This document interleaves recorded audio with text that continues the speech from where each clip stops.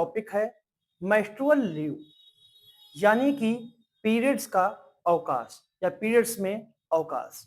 हाल ही में सर्वोच्च न्यायालय ने मेंस्ट्रुअल लीव पर कानून बनाने को लेकर सुप्रीम कोर्ट ने एक बड़ी चिंता जताई है। इसमें सर्वोच्च न्यायालय ने कहा है कि मेंस्ट्रुअल लीव देने पर लड़कियों के दिमाग में ये बात बैठ जाएगी कि वे कमजोर हैं, उनमें मासिक धर्म जैसी प्राकृतिक समस्या है। इसलिए अनिवार्य मेंस्ट्रुअल लीव पर कानून बनाने को लेकर सुप्रीम कोर्ट ने एक चिंता जताई है। इसमें कहा है कि लड़कियों के दिमाग में ये बैठ जाएगा कि वो पुरुषों के समकक्ष नहीं है, उनमें मासिक धर्म जैसी प्राकृतिक समस्याएं हैं, इसलिए वह पुरुषों जितने अच्छे काम नहीं कर सकती। इसलिए यानी मासिक धर्म अवकाश जो है, ठीक है, को अनिवार्य करने पर क्या महिलाओं को नौकरी मिलनी बंद हो जाएगी? कम से कम सुप्रीम कोर्ट को तो ऐसा लगता है।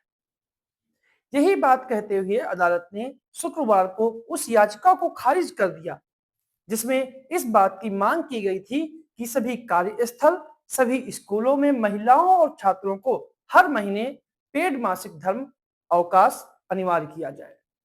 मुख्य न्यायाधीश सूर्यकांत और जस्टिस जयमाल्य बागची की बेंच ने कहा कि ऐसा कानून बनाने से महिलाओं को नौकरी मिलना मुश्किल हो जाएगा और उनके करियर पर इसका बुरा असर पड़ सकता है। इस मामले में जो याचिका है वो शैलेंद्र मठ त्रिपाठी ने यह याचिका डाली थी। वो एक वकील हैं।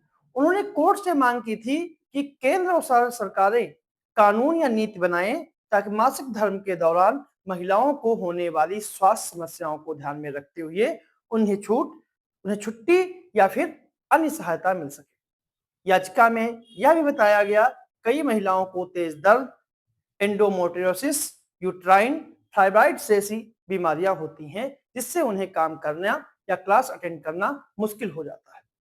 लेकिन कोर्ट ने इस मांग पर सवाल उठाए। मुख्य न्यायाधीश सूर्यकांत ने कहा कि अगर हर महीने अनिवार्य छुट्टी का कानून बना दिया तो प्राइवेट सेक्टर में महिलाओं को नौकरी कौन देगा? इससे उनका करियर खत्म हो सकता है। जस्टिस बागची ने भी कहा कि अगर नौकरी देने वाले को अतिरिक्त छुट्टी देनी पड़ेगी तो महिलाओं को कम पसंद करेंगे, जिससे बाजार में महिलाओं की नौकरी की संभावनाएं कम हो जाएंगी। कोर्ट ने कहा कि महिलाओं के लिए सकारात्मक कदम संविधान में मान्य है, लेकिन व्यवहारिक रूप से नौकरी के बाजार में यह नुकसानदायक साबित हो सकता है। चीफ जस्टिस ऑफ इंडिया ने आगे यह भी कहा कि ऐसा कानून महिलाओं में यह धारणा पैदा कर सकता है कि वे पुरुषों से कम है और कुछ समय तक वो काम नहीं कर सकती।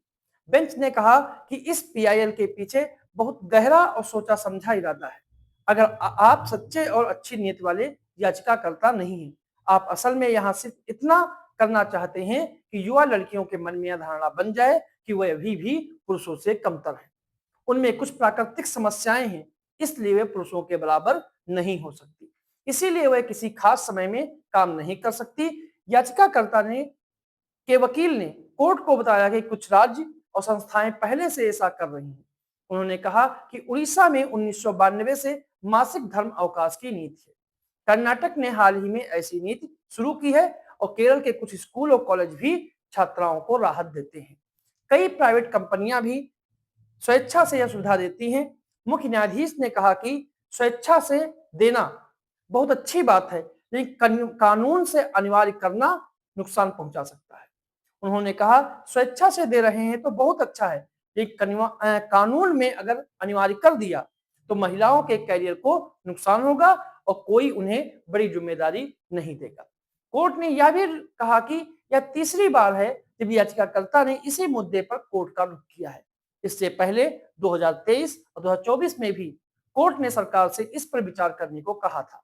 अब कोर्ट ने याचिका बंद करते हुए केंद्र सरकार को निर्देश दिया कि याचिकाकर्ता की मांग पर विचार करें और सभी संबंधित पक्षों से बात करके मासिक धर्म अवकाश की नीति बनाने पर गौर करें। कोर्ट ने साफ किया कि मासिक धर्म स्वास्थ्य अहम है, लेकिन अनिवार्य कानून से महिलाओं को फायदा कम, नुकसान ज्यादा हो सकता है। यह फैसला महिलाओं के कामकाजी अधिकारों और स्वास्थ्य के बीच संतुलन पर चर्चा को और तेज कर सकता है। ऐसा इसलिए है कि प्रोग्रेसिव समाज में अब मेंस्ट्रुअल लीव को महिलाओं की भागीदारी को बढ़ाने वाला माना जा रहा है।